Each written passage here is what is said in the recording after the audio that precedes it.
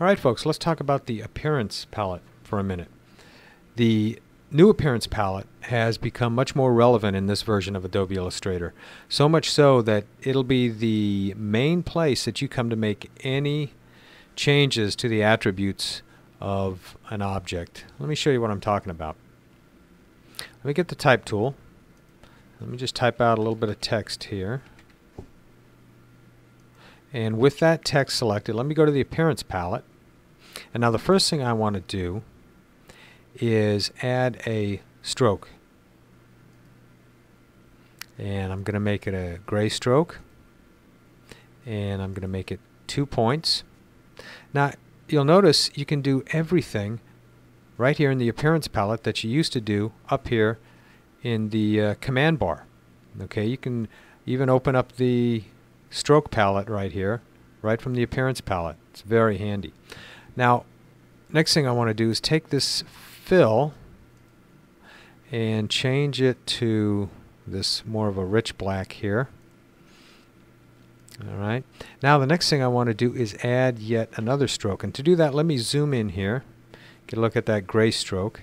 Let me now, well, just a second, before I do that I want to move this stroke inboard a little bit, and to do that I'm going to use an effect called offset path.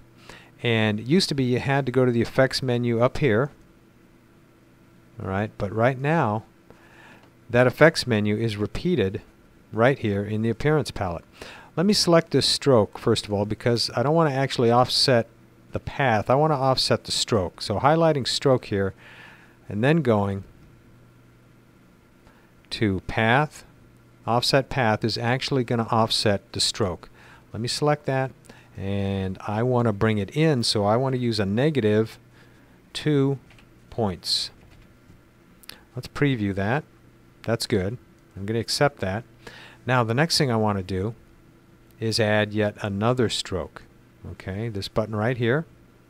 This stroke I want to be white, and I also want to move that stroke in. Now a handy trick to do that is to open up your other stroke here that already has that effect applied, highlight that effect, and then hold down the Alt key. First click, then push the Alt key, and then drag up to this layer right here, to this stroke right here, and it's going to duplicate that effect on this stroke, you can see.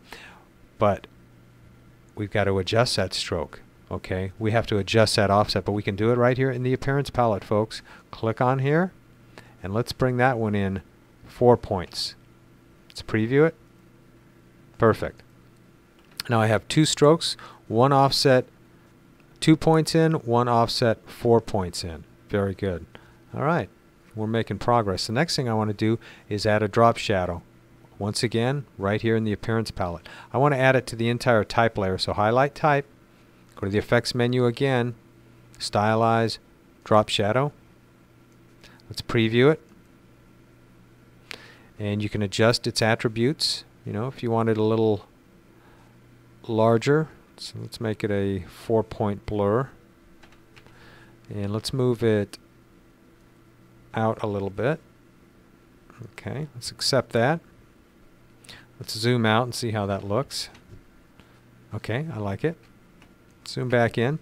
Now let's add one last effect, and we're going to add it to this fill here. So highlight the fill layer, come down to the effects menu again, go to stylize, and let's add a inner glow. Let's preview it, and let's accept it.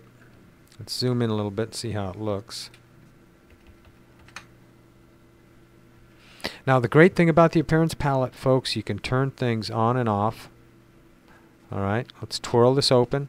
Let's see if we like it with the inner glow or without the inner glow.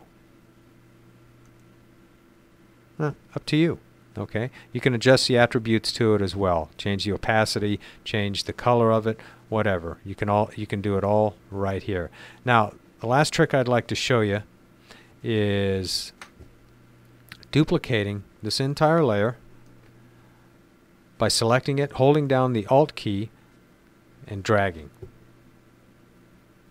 That duplicates the entire layer, and now you can change some of the attributes and compare them side by side. What I'm going to do is make this fill a dark blue and see if I like the black or the blue better.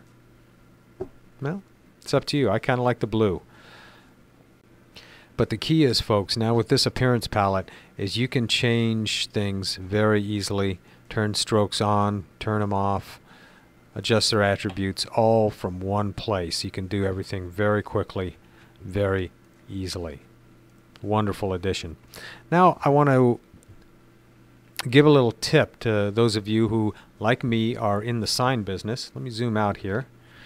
And this is a graphic that I made for Harmon Fire Extinguisher Service Company. Anyone in the Dallas-Fort Worth area who needs a fire extinguisher service can call this number. This is a real number. Oh, I wanted to show you something else. This text that I was working on, this is still all live text. So you can still change, you know, whatever you want to about it.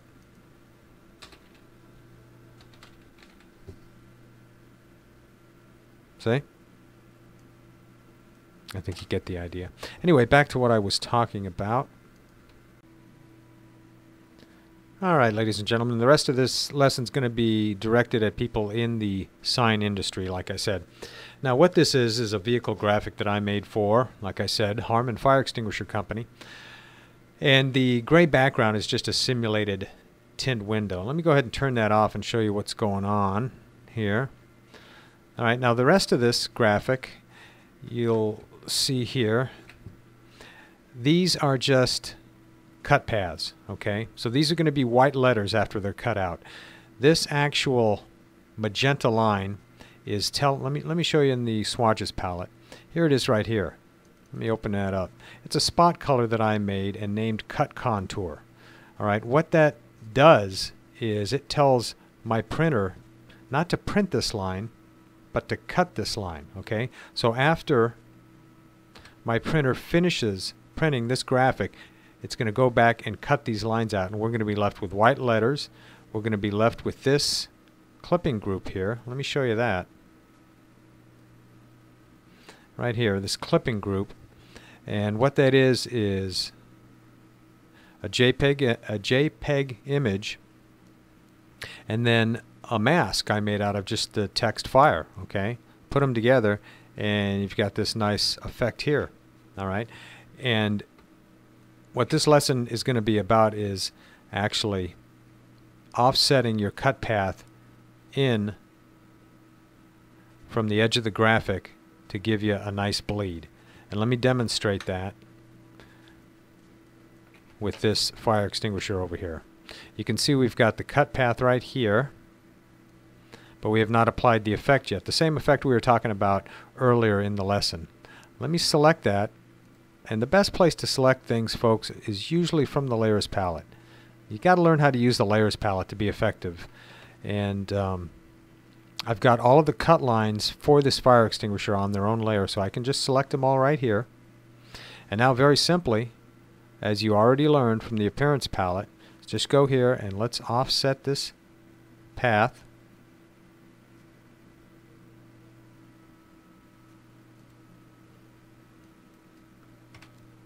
One point. Let's preview it. Looks good. And there you have it.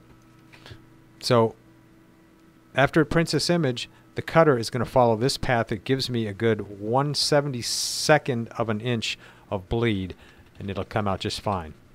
And I know it will because I've already done it. So there you have it, folks. The appearance palette in a nutshell, with a little bit of a bonus for those of you in the sign business. Thank you.